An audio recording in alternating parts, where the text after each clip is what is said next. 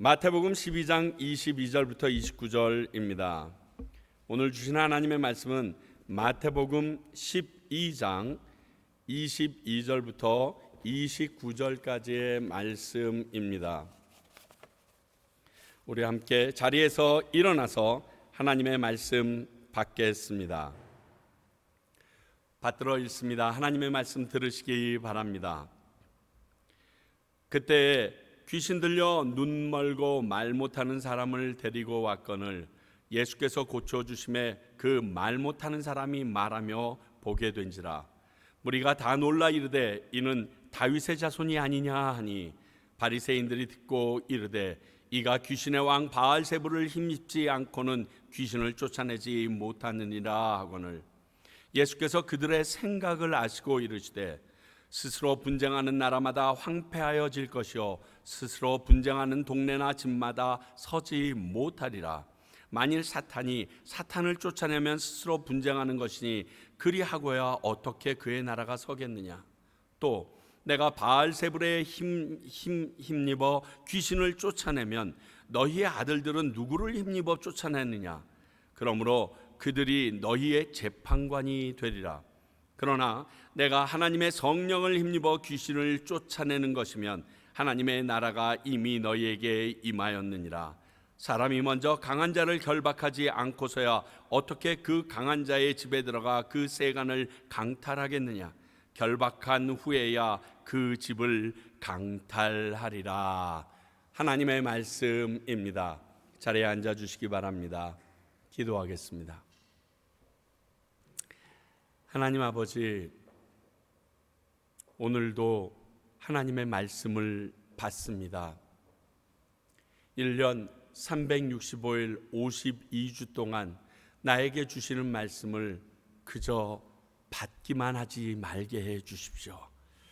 그 말씀을 듣고 깨닫게 하시며 그리고 회개케 하실 뿐만이 아니라 그 말씀에 힘입게 하시고 치유받게 하시며 그 말씀을 전하여 동일한 능력이 내 주위에 있는 사람에게도 전하여질 수 있도록 통로로 사용하여 주시옵소서.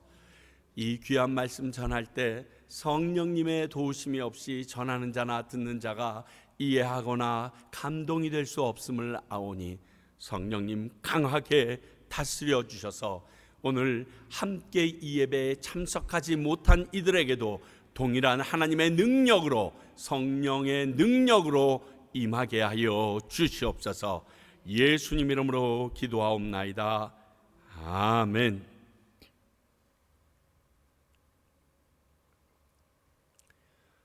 예수님께서는요, 지금까지 도저히 인간들이 생각할 수 없는 초자연적인 신적인 능력으로 여러 가지 기적을 통해서 내가 하나님 그 자신이며 하나님이 보내신 메시아 하나님의 아들임을 증명하려고 많이 노력하셨습니다.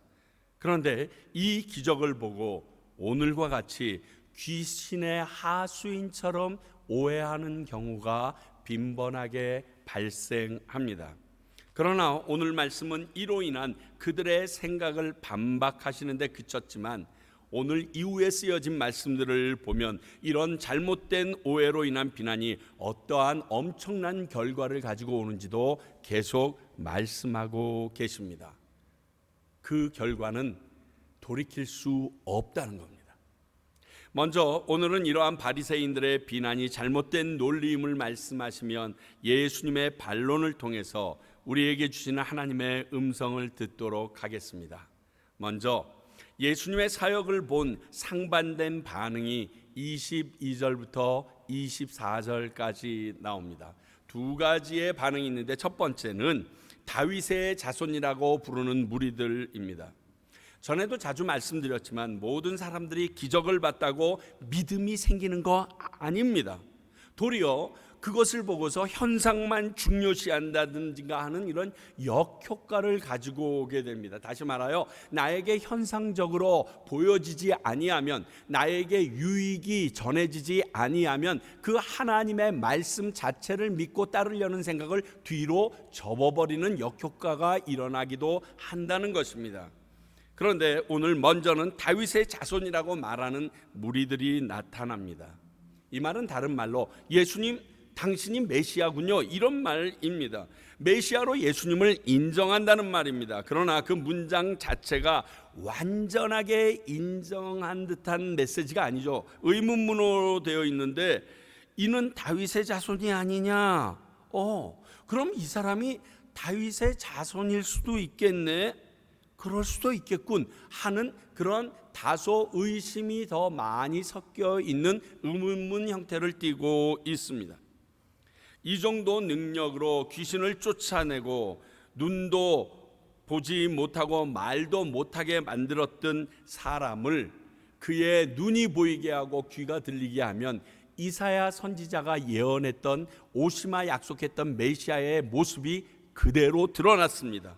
그래서 그 일말의 가능성을 가지고 이들은 다윗의 자손이 아닐까 접근했던 것입니다. 이런 초자연적인 능력을 보면서 하나님의 아들로 인정하는 무리가 있었다는 것 그 자체가 그들에게 엄청난 큰 축복입니다. 왜냐하면 그러한 기적을 보고도 그렇게 반응하지 못하는 무리가 있음을 우리가 알고 있기 때문입니다. 여러분 기억하십시오. 하나님께서 하신 일을 보았고 자신이 알고 있던 선지자의 예언과 합일합니다. 그러면 지금 내가 있는 상황과 모든 형편이 그와 맞지 않더라도 그 말씀을 믿는 믿음으로 상대방을 인정해 줄 수 있어야 합니다. 우리는 믿음의 근거가 하나님의 말씀에서 올 수 있어야 됩니다. 하나님의 말씀은 이러한데 우리들의 주변의 상황이나 사방에서 애워싸는 공격하는 무리들이 그 하나님의 말씀을 인정하지 못하는 길로 몰아간다고 하나님의 말씀이 변하거나 변질되어지지 않는다는 사실입니다. 그러므로 이들이 이렇게 고백했던 이유는 내가 알고 있던 선지자의 말을 그대로 응하는 존재가 눈에 나왔네. 근데 이 사람을 유대인들이, 특히 나를 가리킨 유대인 지도자들 랍비들이 싫어해. 그렇기 때문에 내가 이 사람을 인정할 수 없어라고 말하면 안 된다는 겁니다. 어디에 비춰봐서? 하나님의 말씀에 비춰봐서 결정하고 믿음을 가지고 행해야 한다는 것입니다. 내 생각과 원하는 것과 상관없이 이런 사실 앞에 인정하는 이 자세가 굉장히 훌륭하고 믿는 우리들도 이 믿음을 가지고 이 자세대로 살아가야 합니다. 요즘 말씀대로 이 땅에서 생활해 보세요. 뭐라고들 얘기할까요? 야, 아직까지도 예수 믿냐? 아직도 성경을 믿어? 아직도 하나님이 있다고 생각해? 야, 주일날 시간이 없냐? 잠잘 시간 좀 필요하지 않냐? 있다고 소리들 합니다. 근데 그런 말을 들으면서 세상이 그렇게 몰고 가니까 그 설득력 속에 빠져서 넘어집니다. 그러나 성경은 그렇게 얘기하지 않습니다. 그러면 나는 어떤 것을 붙잡아야 되느냐? 하나님의 말씀을 붙잡아야 우리는 살 수 있다라는 사실을 오늘 이 부분을 통해서 우리에게 일깨워 줍니다. 기억하십시오. 내가 붙잡고 따라야 될 것은 말씀이지 주변 사람들의 속삭임이 아닙니다.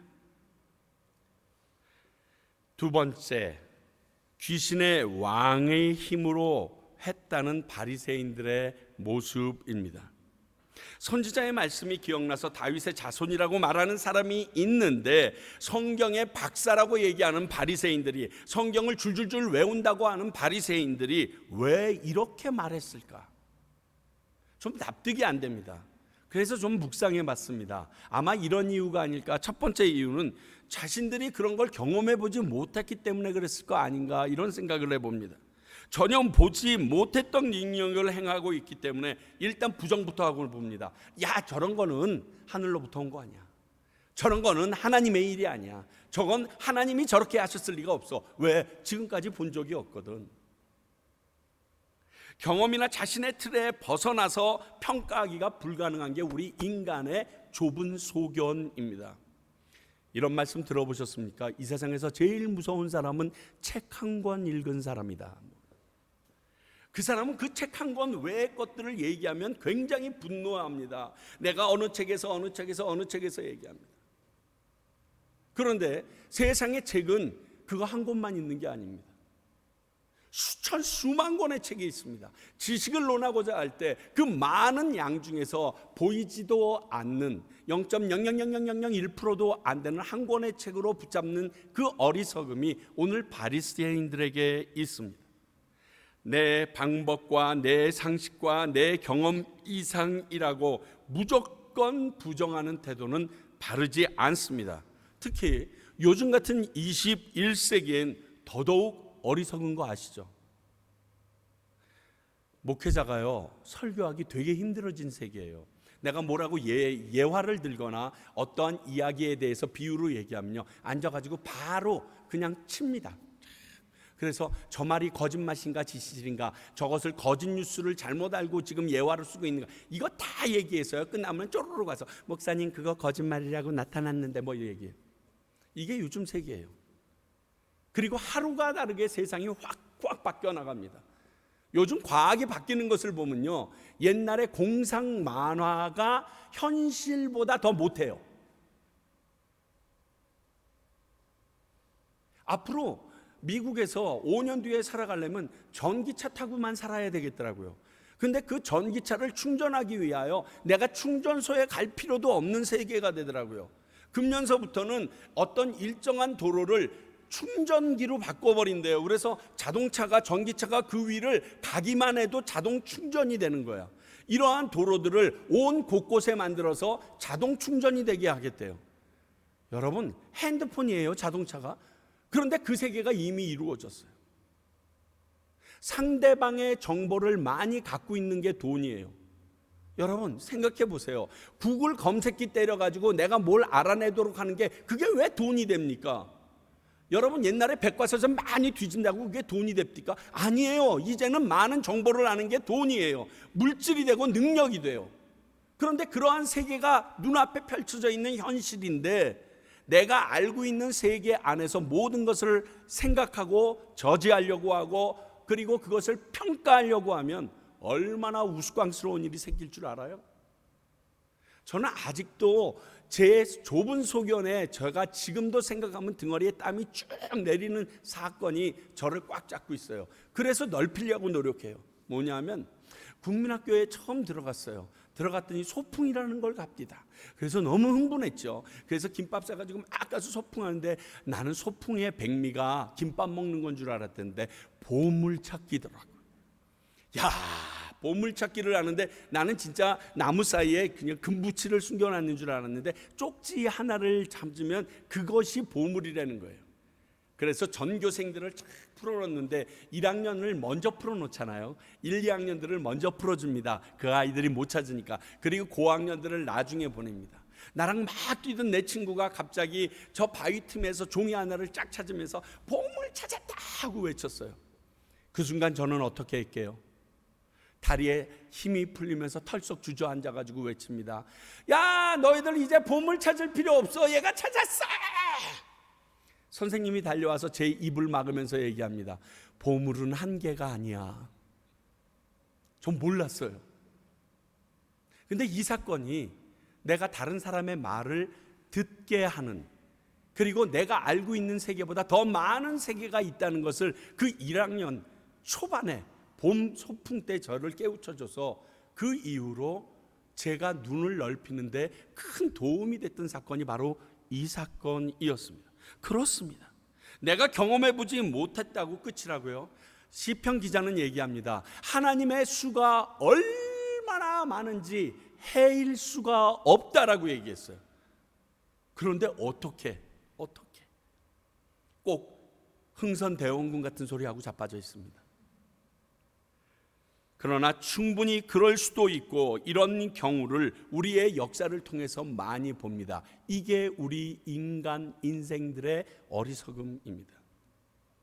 왜 그는 이렇게 말했을까? 두 번째, 그들이 그런 방법으로 축사해 왔기 때문에, 귀신을 내어 쫓아왔기 때문에 아마 그렇지 않았을까 생각합니다. 어쩌면 이게 더 일리가 있을지 모릅니다. 왜냐하면 역사가 요세푸스에 의하면 당시 유대 랍비들 사이에서 주술 비슷한 것을 통하여 귀신을 쫓아내는 행위가 흥행했다라고 얘기합니다. 이것을 성경에서 확인할 수 있는데 사도행전 8장에 나옵니다. 사도행전 8장 1장을 보면 1절을 보게 되면 예수님 예루살렘 교회가 핍박을 받습니다. 야고보가 순교하고 많이 베드로가 갇히고 이러한 일을 통해서 예루살렘 교회가 흩어지기 시작합니다. 그 흩어졌던 무리 중에서 제일 처음 예로 나오는 게 빌립입니다. 빌립이 사마리아 성에 가서 복음을 전합니다. 근데 그 사마리아 성에서 누구를 만나냐면 시몬이라는 마술사를 만납니다. 그래서 그 마술사와 다투는 이야기가 나오는데 사도행전 8장 9절에서부터 11절까지 좀 보겠습니다.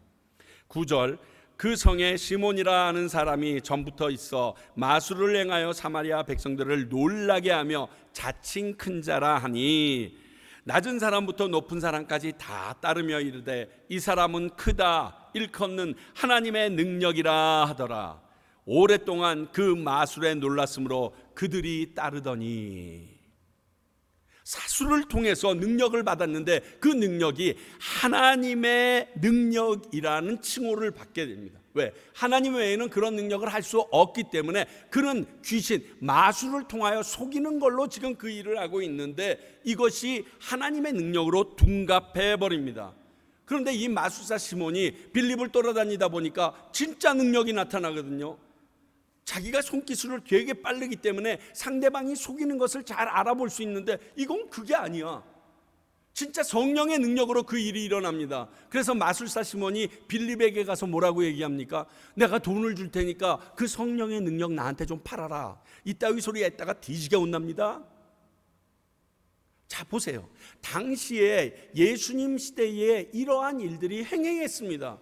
그러므로 하나님의 능력이라고 얘기하기가 참 모했던 것이 그러한 방법으로라도 귀신을 내쫓으면 놀라운 능력을 행하면 하나님의 능력으로 인정받았는데 내가 보기에 저거 뒤집어 씌워도 아무 할 말 없겠다라고 생각이 들어서 바리새인들이 이렇게 말하게 된 것입니다.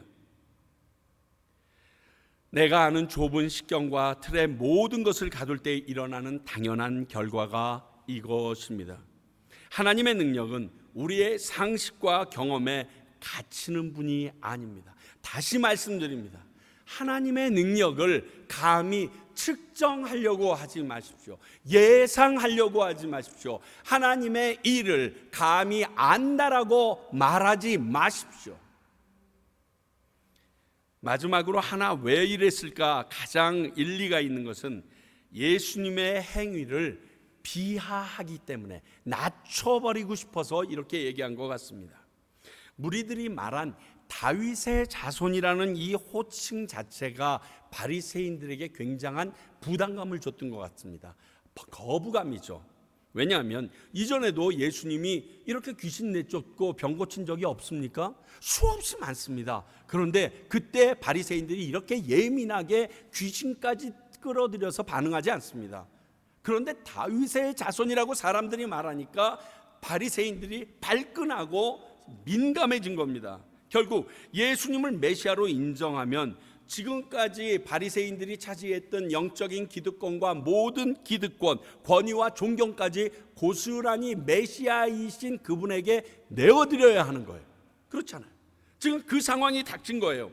자기 중심적으로 구축해 놓은 것인데 지키기 위하여 하나님의 이름이 분명한데도 묵살해 버리는 엄청난 일을 오늘 저지르는 모습을 여러분들이 보시는 겁니다. 그래서 예수님은 자기를 부인하고 자기 십자가를 지고 따르라고 말했었어요. 기독교는요, 사람 중심, 나 중심의 종교가 아닙니다. 내가 잘되게 하려고 그 신을 달래서 내 필요를 채우는 종교가 아니란 말입니다. 하나님 중심이고 말씀 중심의 종교로서 그 말씀 안에서 내가 깨어지고 쪼개지고 나누어지며 그 틀 안에 갇혀야 비로소 살 수 있는 종교가 기독교입니다. 내가 없어져야 돼요. 내가 사라져버려야 하나님의 놀라운 뜻이 나를 통하여 드러나는 신비한 종교가 바로 기독교입니다. 그런데 오늘 바리새인들은 자기 중심적인 행동들이 자신들조차 기다리고 있던 메시아, 즉 하나님의 아들을 거부하는 결과를 가지고 옵니다. 여러분, 나 중심으로 산다는 것이 그저 그거로 끝나는 게 아니라는 거 아셔야 됩니다. 나를 위하여 나 중심으로 살다 보게 되면 하나님이 하시는 일, 하나님의 능력까지 거부하는 길에 갈 수밖에 없는 게 우리 인생들이기에 하나님께서 자기를 부인하고 자기 십자가를 지고 따르라고 말씀하고 계신 거예요. 이게 기독교예요. 그래서 이 바리새인들은 이렇게 안 좋은 반응을 했었습니다. 그러면 25절부터 27절까지 있는 예수님의 반론을 좀 살펴보겠습니다. 예수님께서요, 애지간하면 반론 안 하시거든요. 그리고 듣고도 그냥 가세요. 근데 바리새인들의 이러한 반응은 그냥 넘어가실 수 없었던 것 같아요. 왜냐하면 성령의 능력, 즉 하나님이 하신 일을 귀신이 한 것이라고 말하는 그들의 태도는, 그들의 도발은 선을 넘은 거예요. 선을 넘은 거. 이건 그냥 놔두면 될 일이 아니에요. 그래서 이 일에 대해서 구체적인 논리로 그들을 조목조목 반박하십니다. 그 첫 번째가 25절 26절에 야 니들 생각해봐라. 아무리 사탄들이라도 스스로 분장하면 무너진다는 거 다 알고 있다. 니들도 알잖아. 서로 싸우는 단체가 어찌 하나가 될 수 있겠냐. 그러므로 어떤 이유에서라도 분쟁하는 공동체는 무너질 수밖에 없습니다. 그래서 교회 공동체를 무너뜨리기 위하여 사탄은 분쟁이라는 도구를 아주 잘 유효적절하게 사용해서 무너뜨리곤 합니다. 어저께 뉴스를 들었어요. LA 지역에서 3.1절 행사를 하는데 두 파가 나눠져서 싸운대요. 서로 3.1절 행사의 정당성이 자기에게 있다고. 여러분, 3.1절이 뭡니까? 온 국민이 대동단결해서 일제치하에서 독립만세 불렀던 날입니다. 하나됨의 의미이고 하나됨의 상징입니다. 그런데 그것도 이민족 가운데 나와서 살면서 둘로 갈라져서 한대요. 듣는 순간 머리에 지진이 납니다. 이건 또 무슨 소리야?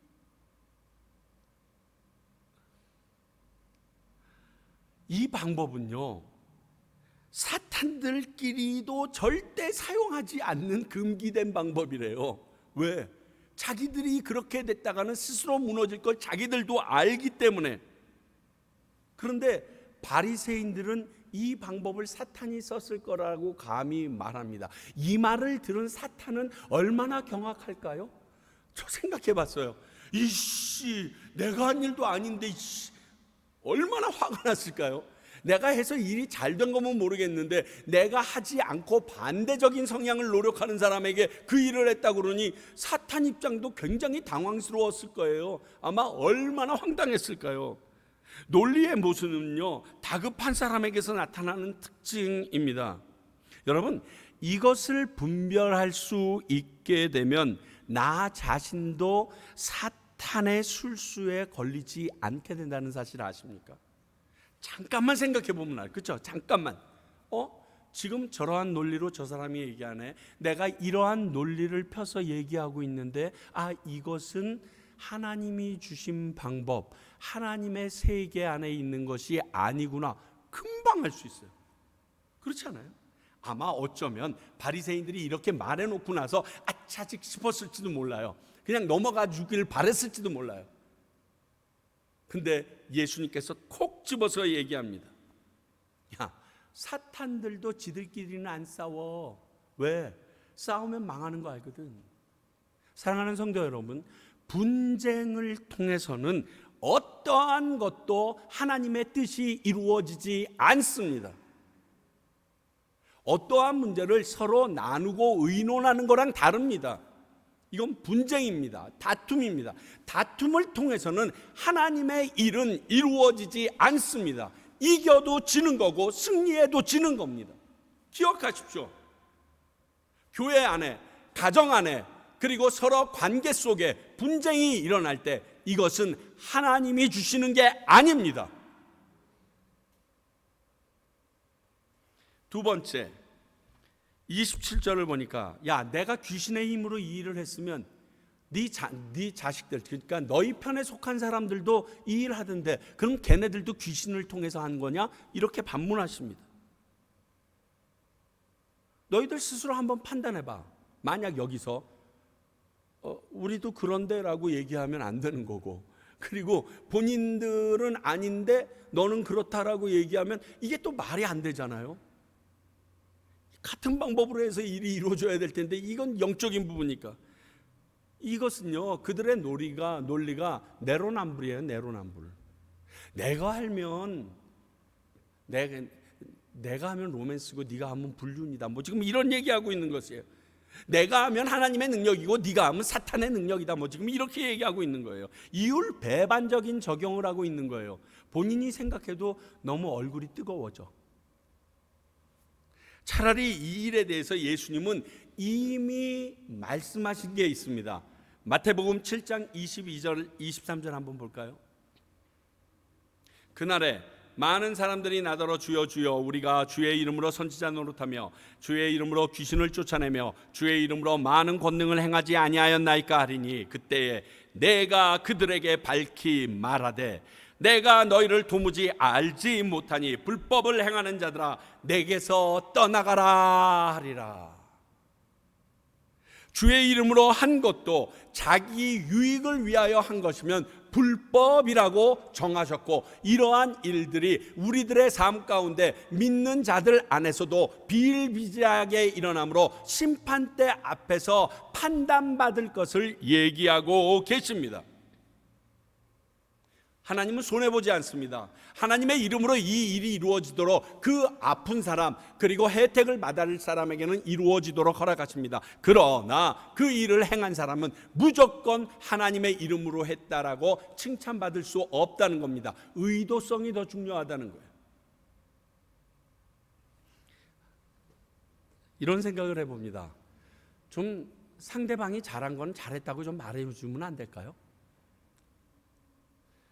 사람이 어떻게 모든 것을 다 잘하면서 살 수 있습니까? 그런 사람은 없습니다. 예수님이 아니잖아요. 그렇다고 잘한 부분마저 도매금으로 못했다고 얘기하는 거 좀 심하지 않아요? 저는 이런 걸 보면서 가슴이 너무 아파요. 내 전임자가 아니면 내 앞에서 정치했던 사람들이 다 못했다고 해야지 자기가 일었을 수 있고 자기가 잘한 걸로 착각하는데 아니거든요. 잘한 게 있어요. 그 사람은 이런 부분은 잘했는데 이런 부분에 대해서는 조금 약했다. 그래서 그 부분을 내가 보충하기 위하여 하나님께서 보내셨다. 이게 설득력 있지 않고 이게 설득력이 있어서 우리들의 마음을 열게 하지 않습니까? 생각해 보세요, 여러분. 어떻게 말하는 사람이 좋아요? 우리 3월 초에 투표 있으니까 한번 얘기해 봅시다. 앞에 사람 무조건 다 잘못했대. 무조건 다 잘못했으면 자기는 죽었어야지. 헬조선에서 사는데 이미 그 자리에서 진짜 지옥처럼 죽었든지 온 가족이 판탄 났어야지. 안 그랬잖아. 그러면 안 그렇게 된 이유가 있을 거 아니야. 그 부분에 대해서는 왜 칭찬은 못해? 그저 욕만 해. 깎아내리면 내가 올라갈 줄 알아요. 여러분, 그건 바르지 않아요. 이걸 보면요, 얼마나 우리들의 모습이 자기 이득권을 지키기 위해서만 애쓰는지 보게 해요. 오늘 바리새인들도 자기의 기득권을 지키기 위하여 이러한 말도 안 되는 논리에도 상식에도 안 맞는 일을 저지릅니다. 이것은 나만 잘 되면 된다라는 마음에서 기인된 이기적인 모습입니다. 여기에서 하나 또 알려주는 것은요, 사탄은 사탄을 절대로 내쫓지 못한다는 사실을 알려주고 있습니다. 그렇죠? 야, 그건 못해. 사탄의 세력을 내쫓을 수 있는 세력은 다른 세력이어야만 가능해. 그 다른 세력이 무엇일까요? 사탄이 무서워서 떠날 수 있는 영적인 세력이어야 될 거 아닙니까? 하나님이어야 될 거 아닙니까? 전능하신 능력의 세력이어야 될 거 아닙니까? 저는 이걸 보면서요, 사람이 얼마나 독한지 나쁜지 악한지 다시 한번 좀 생각해 봅니다. 사람들이요 서로 친구였다가도요 같은 교회에서 같이 성도라고 막 이랬다가도 물고 뜯고 싸우는 걸 보면요, 야, 사탄은 놀랄 거예요. 내가 사람으로 태어나지 않은 게 정말 다행이다. 사람으로 태어났으면 우리끼리 저러고 싸웠을 거야. 우리는 저렇게 못하잖아. 여러분, 소름 끼치는 일 아니에요.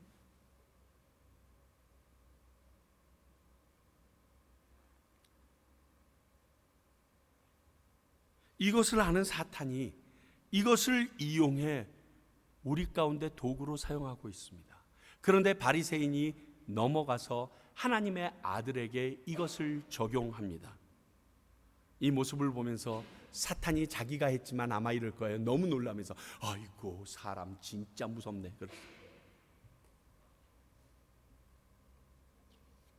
그리고 마지막으로 얘기하십니다.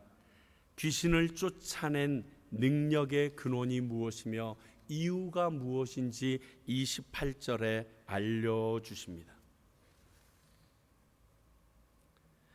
그래서 예수님은 자신이 하신 일에 대해서 밝힐 수밖에 없으셨습니다. 28절, 하나님의 성령을 힘입어서 내가 이 일을 행한 것이다. 이것을 다른 표현으로 하나님의 통치가 그에게 임하고 그를 다스리던 귀신의 통치가 떠나가게 했던 것이다. 이렇게 말하고 계신 거예요. 로마서 14장 17절 볼까요? 하나님의 나라는 먹는 것과 마시는 것이 아니요 오직 성령 안에 있는 의와 평강과 희락이라. 성령 안에 있는 것이 하나님의 나라입니다. 그래서 우리가 하나님의 일을 이루었다고 자랑하지 못할 것은 내가 한 것이 아니기 때문입니다. 이 사실을 망각하는 것이 교만이에요. 내가 했구나라고 느껴지는 순간 교만이 나를 지배하고 있는 거예요.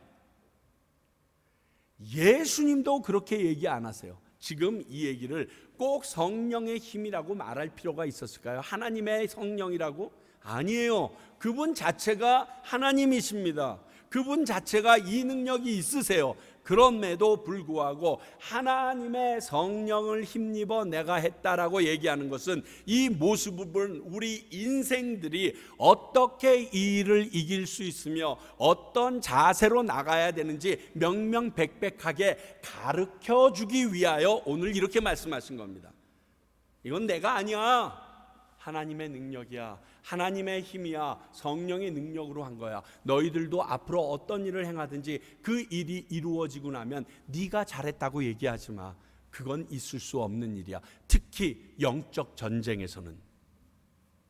예수님은 이처럼 자신을 낮추는 겸손함을 오늘 보여주십니다.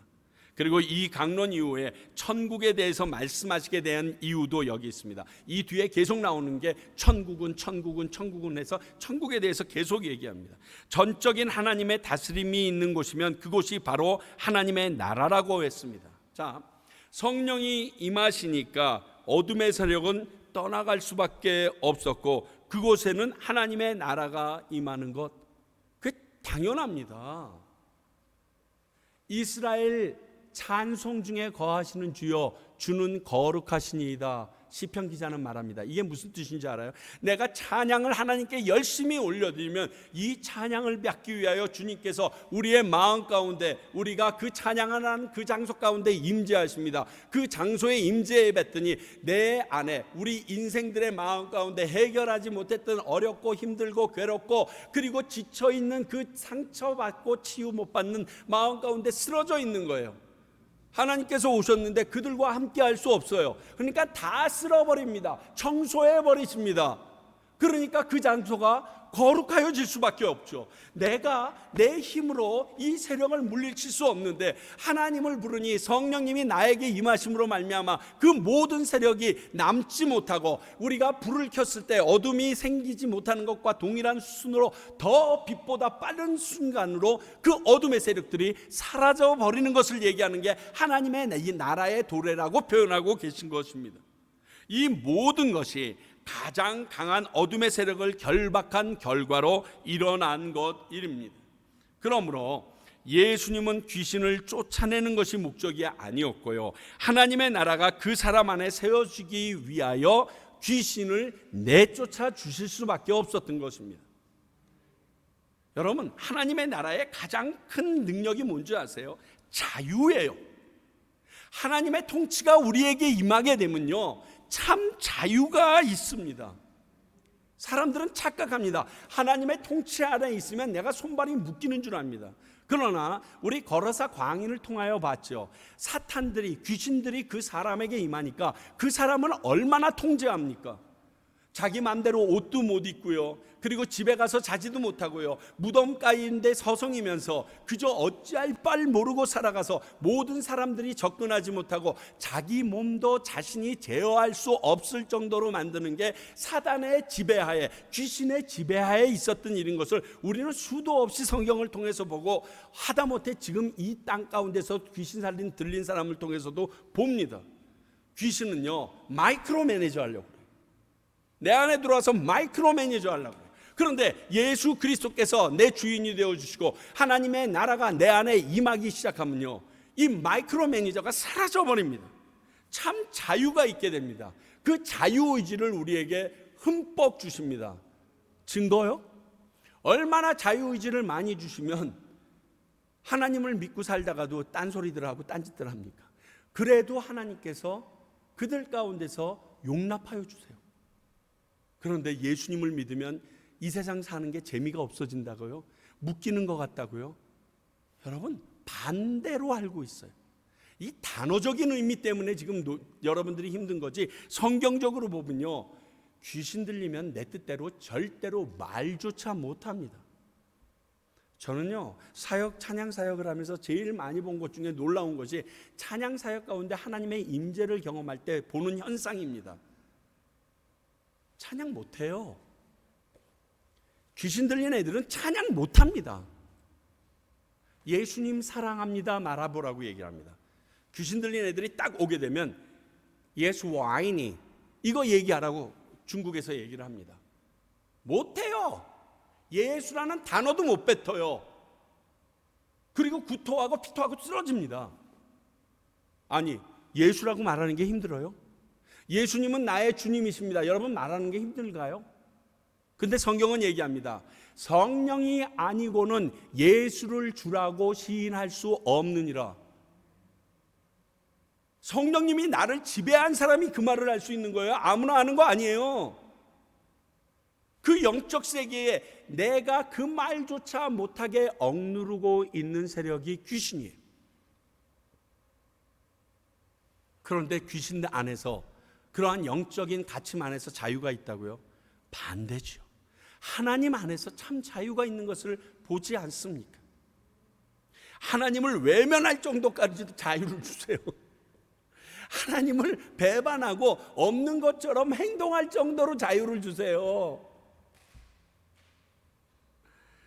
이런 참 자유가 있는 하나님의 나라를 선물하려고 예수님은 귀신을 내쫓아내신 것입니다. 그랬더니 보지 못하게 했던 그 세력이 힘을 잃어 보게 되고, 말하지 못했던 그 입술에 풀림이 있어 말하게 되는 참 자유가 도래한 것입니다. 이것이 하나님의 나라의 임재라고 예수님은 말씀하십니다. 오늘 이 사건은 하나님께서 한 귀신의 통치를 받는 사람이 하나님의 통치를 받는 하나님의 나라가 그 안에 이루어지는 과정을 반대하고, 그리고 바르게 보는 사람들을 신랄하게 논박하는 내용입니다. 이걸 통해서 오늘 본문을 통해서 예수님이 어떤 분이신지 한 세 가지 보여주십니다. 첫 번째는 예수님은 다윗의 자손이십니다. 다른 말로 할게요. 예수님은 하나님의 아들이시며 메시아이십니다. 우리의 구원자이십니다. 두 번째, 예수님은 성령의 능력으로 귀신을 쫓아내시는 분이십니다. 어둠을 제어할 능력을 가지고 계십니다. 성령의 능력으로 이 모든 것을 내쫓을 수 있는 능력자이십니다. 그러므로 우리가 어렵고 힘들고 눌리는 일 가운데 참된 치유가 필요할 때 그 예수 그리스도의 이름을 부르면 성령님의 능력으로 우리 안에도 참된 치유와 자유가 일어난다는 사실을 알려주고 계십니다. 마지막으로 예수님은 하나님의 나라가 임하게 하실 수 있는 분입니다. 하나님의 통치가 임함으로 우리가 그동안 속박과 구속에서 진정한 참 자유를 얻게 하시는 것이 우리 예수 그리스도의 능력임을 보여줍니다. 자, 이제 여러분들의 선택만이 남았습니다. 자, 여러분은 이 예수님을 바리새인들처럼 대하시겠습니까? 아니면 성경을 통해 확인된 구세주 메시아로 받아들이시겠습니까? 여기까지는 제가 모시고 올 수 있는데요, 물을 마시게 하는 것, 이거는 제가 못해요. 여러분들이 직접 선택하셔야 돼요. 기억하실 것은 그 선택의 결과가 너무나 엄청난 차이를 가지고 있다는 것입니다. To be continue. 다음 주일에 그 어려운 것을 더 보여드리겠습니다. 그러나 오늘 말씀만으로도 충분히 아시지 않겠습니까? 바른 선택이 여러분들에게 있기를 소원합니다. 기도하겠습니다. 하나님 아버지, 저희들은 오늘 말씀을 통하여 예수님이 어떠한 분이신지를 알았고, 그리고 우리 안에 예수 그리스도, 즉 하나님의 나라가 임하기를 소원합니다. 그런데 그것이 내 힘과 내 노력이 아니라 성령님의 도우심이신 것을 압니다. 이것을 깨달아 주님 앞에 두 손 들고 나가는 모든 영혼들 맞아 주시고, 그들 가운데 하나님의 이 나라가 임하는 모습으로 확인시켜 주시옵소서. 예수님 이름으로 기도하옵나이다. 아멘.